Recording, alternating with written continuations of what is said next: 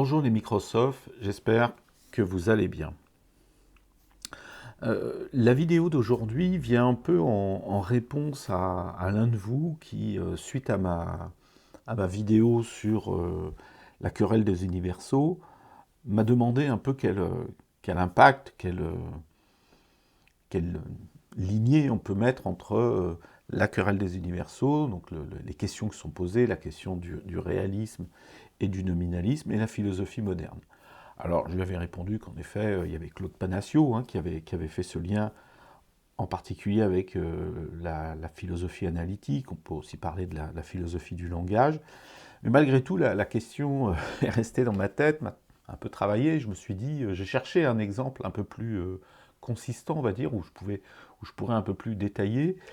Et je me suis souvenu d'une sorte de concept, ou plutôt de méthode qu'a développé Karl Popper, et qui s'appelle le nominalisme méthodologique. Et donc c'est donc de cette idée-là, de cette approche de la philosophie dont nous allons parler aujourd'hui. Alors pour commencer, qui est Karl Popper? Karl Popper, c'est un philosophe d'origine autrichienne, mais qui a produit l'essentiel de son œuvre en Angleterre. Il est né au tout début du siècle, en 1902, il est mort en 80, excusez-moi, je regarde sur ma fiche, en 1994. Donc il a eu une vie assez longue. Et c'est un philosophe, et il est surtout connu pour ses travaux en épistémologie, puisque c'est lui qui est l'inventeur du concept de la réfutabilité. C'est-à-dire qu'une théorie scientifique doit être réfutable. C'est-à-dire qu'elle ne doit pas affirmer des choses comme ça, de façon dogmatique, mais elle doit les présenter de façon à ce qu'on puisse les réfuter. Voilà. Bon, je ne vais pas développer la réfutabilité aujourd'hui, mais donc voilà, Popper est surtout connu pour cette idée de réfutabilité. Mais l'idée comment dire, de nominalisme méthodologique n'est pas issue de son œuvre d'épistémologie, même si on va voir que en fait c'est c'est un concept d'épistémologie, mais il est issu de ce livre, The Open Society and Its Enemies, qui est un livre de politique. C'est un livre de politique qui est très important dans le monde anglo-saxon, beaucoup moins en France. Mais donc c'est un livre de philosophie politique, mais qui s'appuie, c'est ça qui est intéressant, qui s'appuie sur des idées épistémologiques. On a des idées d'épistémologue. Donc en fait, pour Popper, la politique doit s'appuyer en quelque sorte sur les connaissances. Donc il est important de bien articuler les deux, la politique et l'épistémologie. Alors cet ouvrage a un petit problème en fait dans sa version française que j'ai ici. C'est que tout n'a pas été traduit. La version française est incomplète. Et en partie, ce qui est dommage, c'est que la partie qui a été supprimée de la version française est particulièrement importante par rapport à le sujet de cette vidéo, c'est-à-dire le nominalisme méthodologique. Alors, dans la version française, au début du chapitre 11, vous avez une note comme ça qui dit « Dans le texte anglais, le chapitre 11 comporte une section qui n'est pas reprise ici. L'auteur y étudie la méthode essentialiste des définitions, etc. » Bon, on va comprendre un peu mieux. Et donc, il dit « Bon, il ajoute, en fait, c'est une digression et qu'on peut sans inconvénient passer à la section suivante. » Bon. Donc, je dois avouer que j'aime pas trop cette idée-là. En plus, je vous dis, c'est particulièrement important par rapport au nominalisme méthodologique. Donc, j'ai totalement appuyé mon étude sur la version anglaise du livre. Comme ça, bon, j'ai la chance de lire l'anglais. Pas forcément l'anglais philosophique, mais petit à petit, je m'y mets. Et donc, comme ça, j'ai la version originale, j'ai pas de problème de traduction, et j'ai pas de problème de choix éditoriaux qui consistent à éliminer des parties, ce qu'il faut avouer est quand même assez surprenant. Voilà. Alors, pourquoi en fait Popper ajoute-t-il le mot méthodologique, hein, au mot nominaliste? Alors, il explique, alors dans une note, alors dans ce livre, il y a beaucoup de notes, très développées. Donc c'est assez, c'est la première fois que je vois ça, c'est-à-dire que il y a une bonne partie du travail de recherche que j'ai fait sur le sujet qui se passe dans les notes, qui ne sont pas, souvent c'est simplement des références, hein, on donne les références, des citations ou autres. Non, non, là il y a un vrai travail d'analyse complémentaire dans les notes. Alors, donc, dans une des notes, il précise ceci, il dit je souhaite mettre en avant euh, que je parle ici de nominalisme versus essentialisme de façon purement méthodologique. Donc on précisera après ce qu'il entend par nominalisme et essentialisme, mais là je voudrais juste préciser l'aspect méthodologique.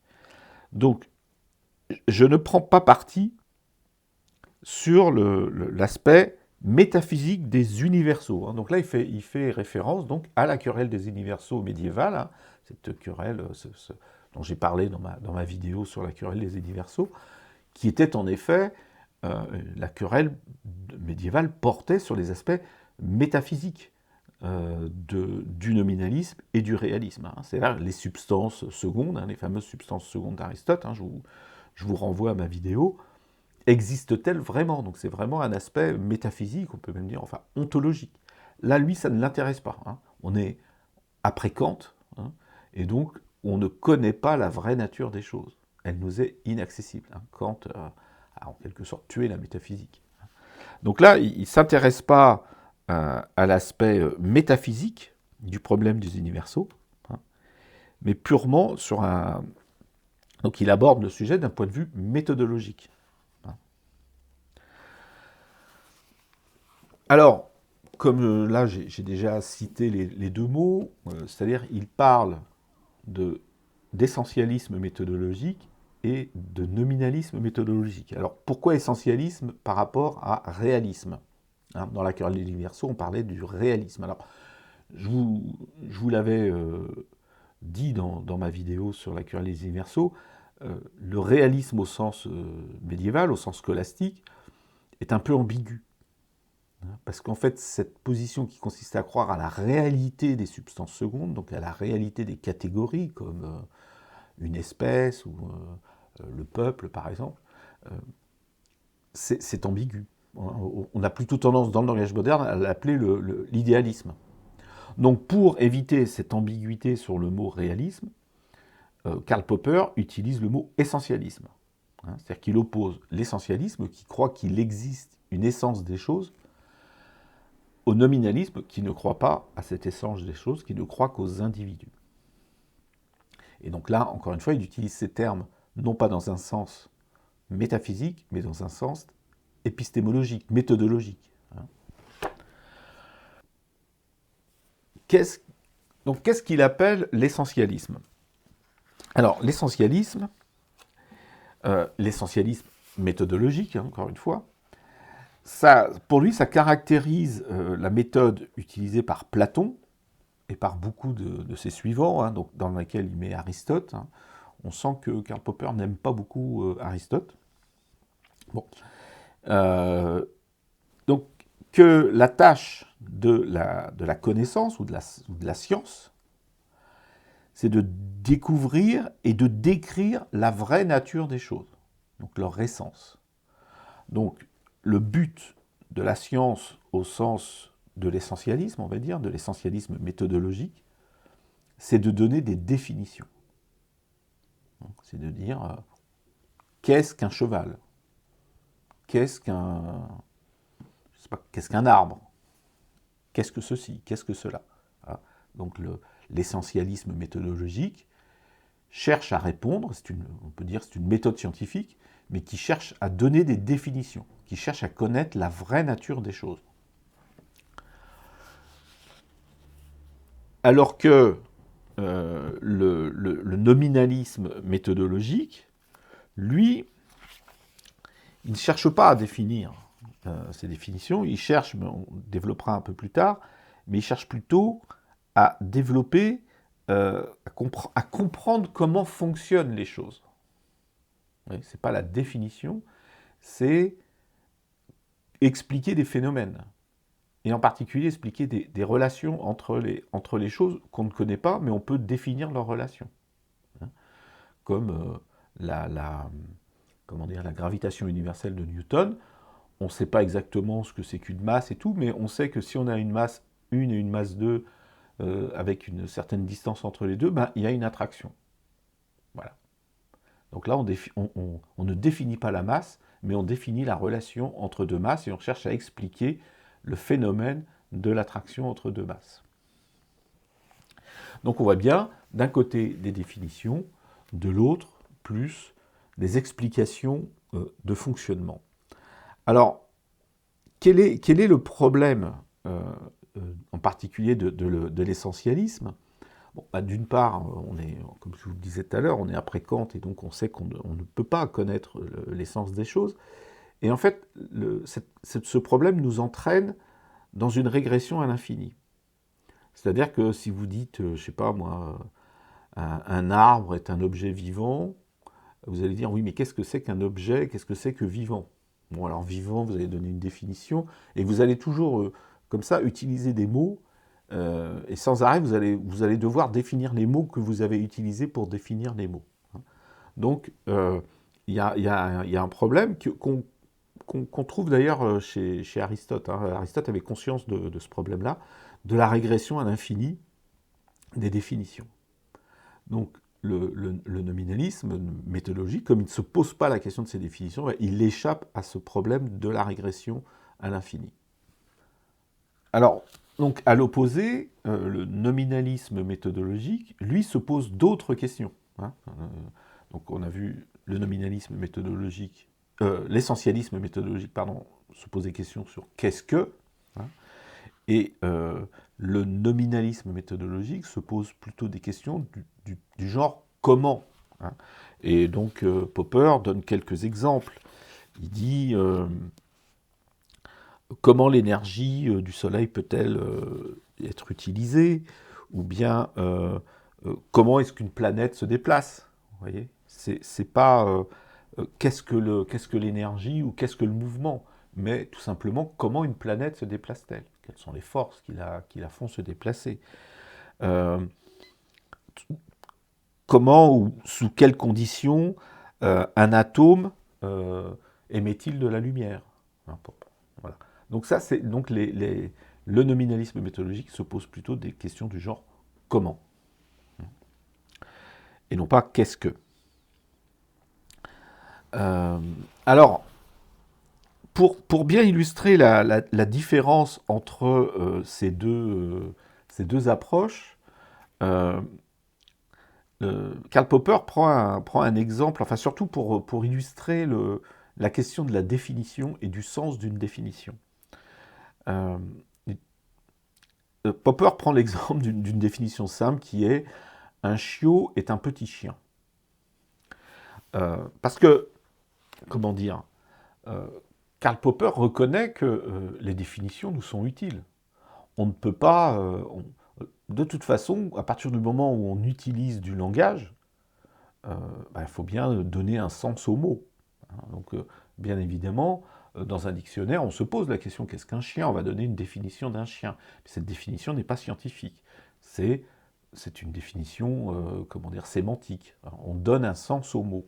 Donc, les mots sont utiles, bien évidemment. Il ne s'agit pas de dire qu'il ne faut pas utiliser le langage, ou que les mots ne veulent strictement rien dire, etc. Par contre, donc, ce sont pour les nominalistes, mais ça, la question s'était déjà posée au Moyen-Âge, c'est exactement ça, mais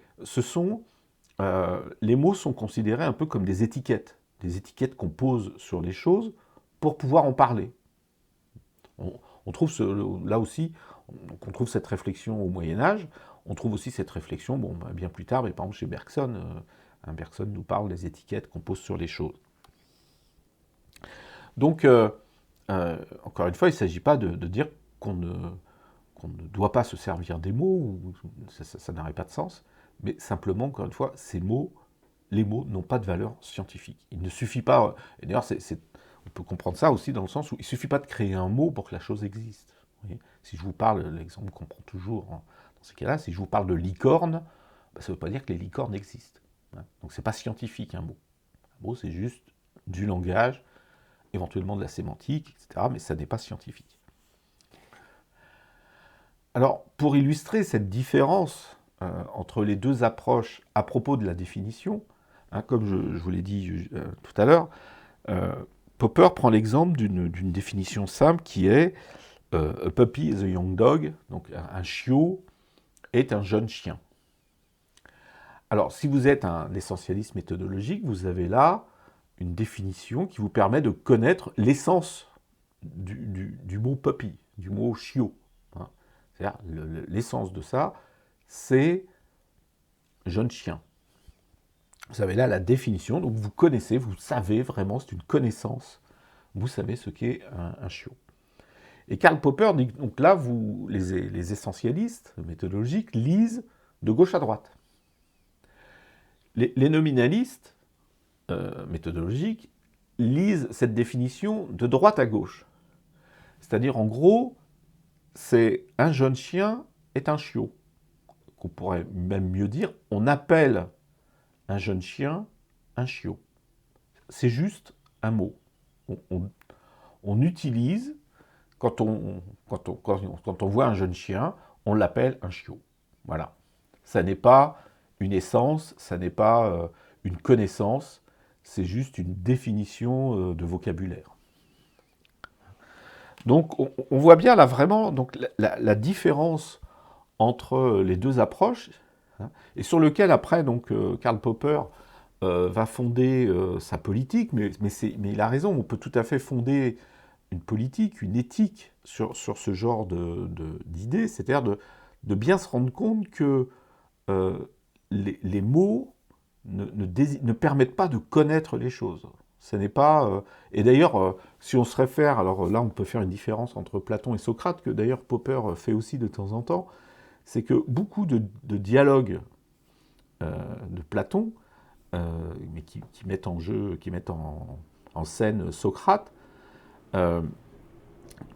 quand les dialogues où on cherche des définitions, justement, qu'est-ce que la justice, qu'est-ce que la beauté, etc., sont des dialogues aporétiques. C'est-à-dire qu'on débouche, on n'y arrive pas. On n'arrive pas à définir ce qu'est la justice, on n'arrive pas à définir ce qu'est la beauté, on n'arrive pas à... ça n'est pas possible. Hein. Donc, on en revient à une idée que j'ai déjà développée dans d'autres vidéos, mais c'est que quand on prétend comme ça connaître la vérité, en fait, on est du côté du dogmatisme. C'est pour ça que, donc, dans l'aspect politique, Popper, là, va parler de société fermée, fondée sur un dogmatisme.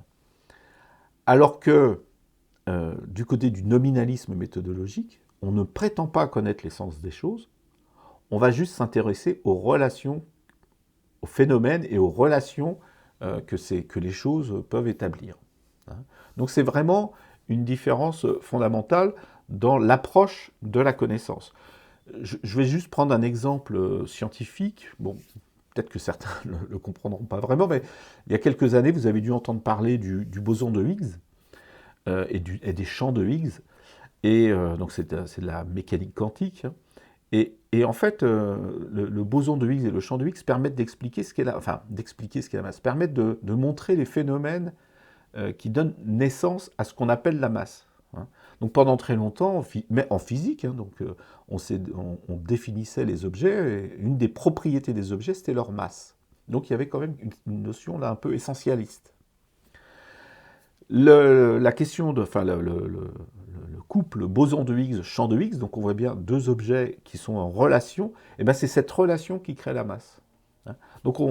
Mais personne ne sait ce qu'est le boson de Higgs, ni ce qu'est exactement un champ de Higgs. Ce qu'on sait, c'est que la relation donne naissance à ce qu'on peut appeler la masse. Vous voyez, donc c'est, encore une fois, là, la science permet de comprendre le mécanisme, mais pas de savoir ce que sont les choses. Il faut bien se rendre compte que personne ne sait à quoi ressemble un électron, ou encore moins un boson ou un atome, on ne sait pas exactement à quoi ça ressemble, qu'est-ce que c'est.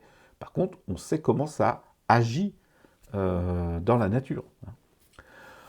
Voilà, donc j'espère que cette vidéo permettra de un peu mieux comprendre l'importance de cette question du nominalisme et du réalisme ou de l'essentialisme.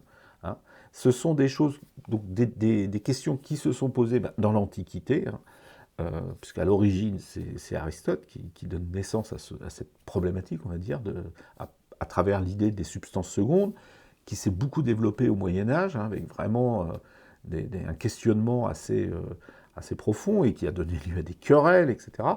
Mais qui a qu'on voit ressurgir en quelque sorte dans la philosophie moderne, l'épistémologie, donc qui est vraiment une philosophie extrêmement moderne, puisque bon, notre époque, à notre époque, la science a beaucoup d'importance, mais donc la philosophie de la science est très importante, et qui a des conséquences en politique. Bon, ça, je vais peut-être faire une vidéo sur sur les aspects plus politiques de ce livre, mais c'est important justement de bien comprendre sur quoi c'est fondé au niveau, pas métaphysique, mais épistémologique. Voilà, donc j'espère que, comme d'habitude, que cette vidéo vous a plu, qu'elle vous a appris quelque chose. Dans ce cas-là, vous savez ce qu'il y a à faire. Il faut mettre un pouce vers le haut, vous abonner à la chaîne, mettre un petit commentaire. Hein, tout ça, c'est important pour YouTube. Ça rentre dans leurs algorithmes. Plus il y a de commentaires, plus la vidéo est proposée aux gens et donc plus elle est vue. Je vous souhaite, je vous remercie encore une fois, et puis donc je vous dis à très bientôt pour une autre vidéo. Voilà, au revoir.